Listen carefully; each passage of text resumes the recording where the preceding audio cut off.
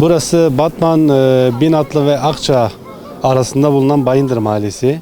Yaklaşık 2 yıldan beri burada oturuyoruz. Bizim bazı sorunlarımız var. Daha doğrusu taleplerimiz var. Bu taleplerin yerine getirilmesi için öncelikle taleplerimizi dile getirelim. Öncelikle otobüs sorunu çok büyük bir sorun burada. Otobüse gidebilmemiz için ana caddeye çıkmamız gerekiyor. Biz istiyoruz ki bizim olduğumuz caddeden, Anadolu Sokak Caddesi'nden otobüsümüzün geçmesini talep ediyoruz.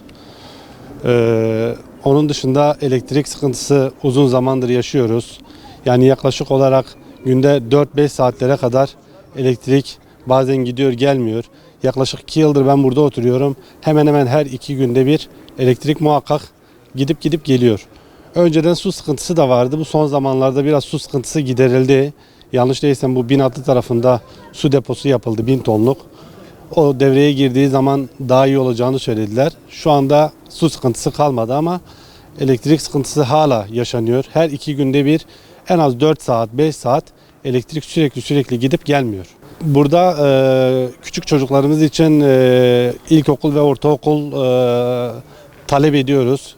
İlkokul ve ortaokula gidebilmeleri için Akçaköy'ü ve Binatlı köyüne çocuklarımız gönderiliyor. Biz istiyoruz ki bize yakın bir yerde ilkokul ve ortaokul yapılsın. Ana caddeden gittikleri zaman da çocuklar için trafik büyük bir sorun arz ediyor.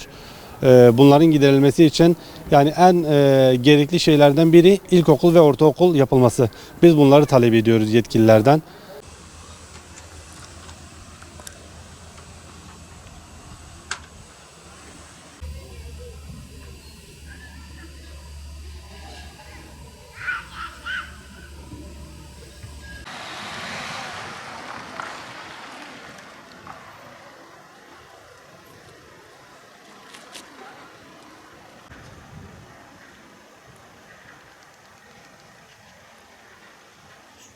Evet, burası Bayındır Mahallesi. Binatlı ile Akçaköy arasında bir yerleşim yerinde oturuyoruz. Görmüş olduğunuz gibi hani bizim burada 2 yıldır yerleşmemize rağmen bir sürü sorunumuz daha dile getirmemize rağmen çözüme kavuşamadı.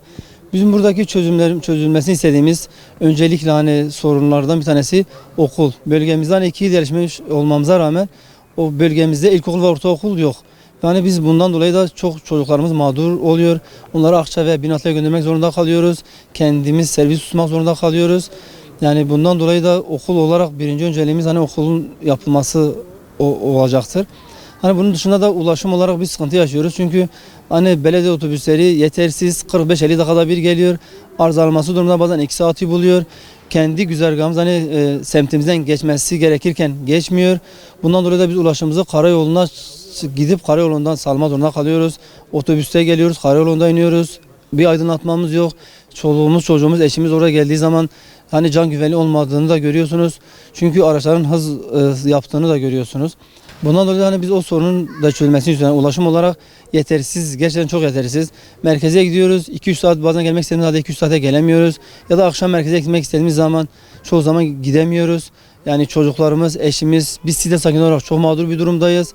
Yani öncelikli olarak bu yolumuzun yapılması, semtimizin önünden geçecek olan otobüs duraklarının yapılmasını istiyoruz. Ulaşımın daha düzgün bir hale getirilmesini istiyoruz. Elektrik konusunda deseniz 2 yıldır yerleşime açılmış olmasına rağmen 2 yıldır taşımamıza rağmen bazen günde 6-7 saat özellikle Ocak ve Şubat aylarından itibaren hemen hemen her gün 5 saat, 3 saat, 7 saat elektrik kesintisi yaşıyoruz. Bunu yetkililere dile getirmemize rağmen halledilecek deyip sürekli oyalandık ve 2 yıla geçmesine rağmen hiçbir sorunumuz çözülmedi. Okul deseniz ayrı, ulaşım deseniz yine aynı, çözülmesi gereken sorunlar çözülecek dediği halde herhangi bir çözüme kavuşturulmadı ve görülmüş olduğunuz gibi biz mağduruz ve bu mağduriyetimizi de bu şekilde dile getirmek istiyoruz. Yani sesimizin gerekli mercilere duyurulmasını istiyoruz.